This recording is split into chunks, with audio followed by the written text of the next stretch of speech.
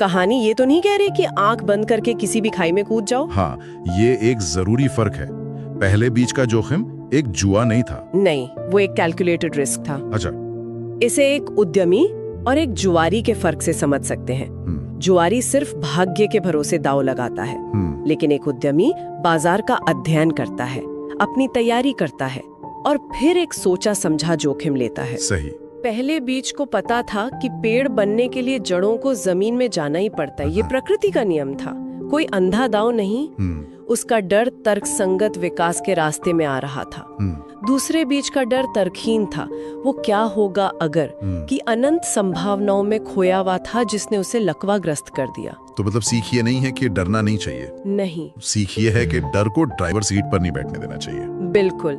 डर एक सहयात्री हो सकता है जो आपको सावधान करे, लेकिन गाड़ी का स्टीयरिंग आपके हाथ में होना चाहिए, आपके उद्देश्य के हाथ में। सही बात है। जब हम इन दोनों रास्तों को एक साथ देखते हैं तो एक बड़ी तस्वीर सामने आती है ना। एक तरफ अंधेरे से निकलकर पेड़ बनने का सफर है और दूसरी तरफ रोशनी में रहकर ही खत्म हो जाने की कहानी। बिल्कुल। ये छोटी सी कहानी हमें जीवन के दो मूलभूत रास्ते दिखाती है।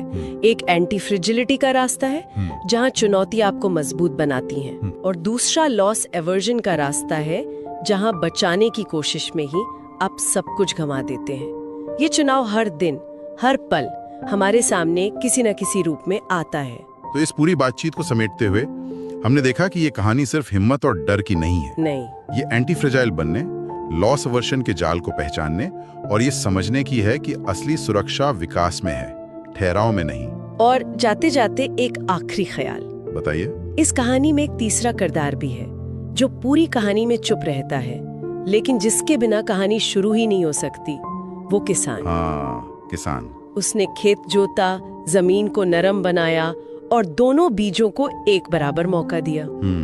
ये सोचने वाली बात है कि हमारी जिंदगी में वो किसान कौन है। अच्छा। क्या वो हमारे माता पिता हैं, हमारे शिक्षक हैं, कोई दोस्त है, या वो अवसर हैं जो अचानक हमारे सामने आ खड़े होते हैं। वो हमें एक उपजाऊ जमीन देते हैं, लेकिन उस जमीन पर पढ़ने के बाद हम कौन सा बीज बनना चुनते हैं, ये हम पर है। वो जो मिट्टी की गहराई में जाकर आसमान छूने का सपना देखता है, या वो जो सतह पर रहकर खत्म हो जाने का जोखिम उठाता है। फैसला हमेशा हमारा होता है। अगर आपको कहानी अच्छी लगी हो तो ऐसी मजेदार और रोचक कहानियाँ सुनने के लिए हमारे चैनल को लाइक, शेयर, कमेंट और सब्सक्राइब करना न भूलें।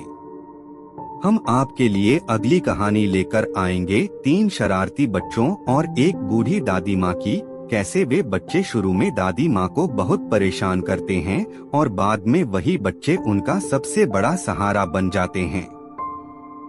इस नैतिक शिक्षा से भरी कहानी को देखना न भूलें। बाय, फिर मिलते हैं।